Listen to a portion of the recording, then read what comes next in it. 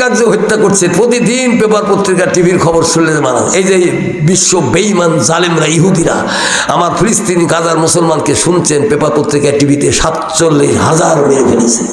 47,000 লোকে চারটাখানি কথা, দুটা চারটা মানুষ। আল্লাহ আল্লাহ এই বেঈমান জালেমদের অত্যাচার থেকে আমার মুসলমান ভাইদেরকে তুমি হেফাজত করো আল্লাহ, তুমি রক্ষা করো। গাজা ফিলিস্তিন বার্মা মায়ানমার মুসলমানদেরকে আল্লাহ তুমি রক্ষা করো। জোরে বলে না। আমার দেশের মানুষ কয় কি হিন্দু বৌদ্ধ ইহুদি খ্রিস্টান মুসলমান ভাই ভাই, হিন্দু বৌদ্ধ ইহুদি খ্রিস্টান মুসলমান বলে ভাই ভাই বুদ্ধিটা কে দিল? আমি একজনে ধরছিলাম, চাচা হিন্দু বৌদ্ধ ইহুদি খ্রিস্টান মুসলমান কেমন করি ভাই ভাই হয়? ওরাও বিয়া করে, আমরাও বিয়া করি, ওরা ভাত রুটি খায়, আমরাও খাই, ওদের শরীরে রক্ত আছে আমারেও আছে, ওরাও শরীরে হাড় হাড্ডি আছে আমারেও আছে, ওরা কথা বলে আমরা বলি, ওরাও পা দিয়ে হাঁটে আমরাও হাঁটি।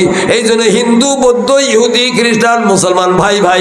আমি বললাম না, আপনি কি জানেন আল্লাহ পাক কোরআনে কি বলেছেন? সূরা নিসা 101 নম্বর আয়াত, সূরা নিসা 101 নম্বর আয়াত, ইন্নাল কাফিরিনা কানু লাকুম আদুওয়াম মুবিনা।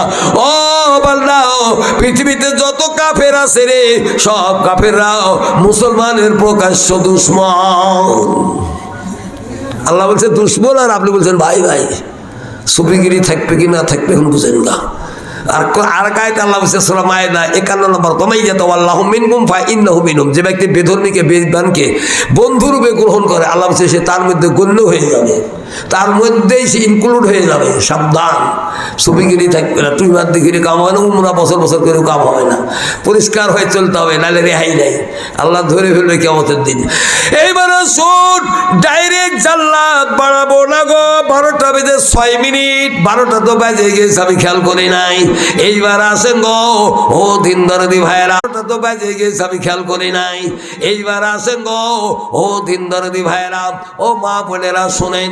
মা বোনদের আগে একটা হাদিস শোনাই, কি আমল করলে ডাইরেক্ট জান্নাত। আল মারাতু সাল্লাত খামসাহা ওয়া সামাত শাহরাহা ওয়া হাসানাত ফারজাহা ওয়া তাদবালাহা ফালতাদখুল মিন আবওয়াবিল জান্নাতি।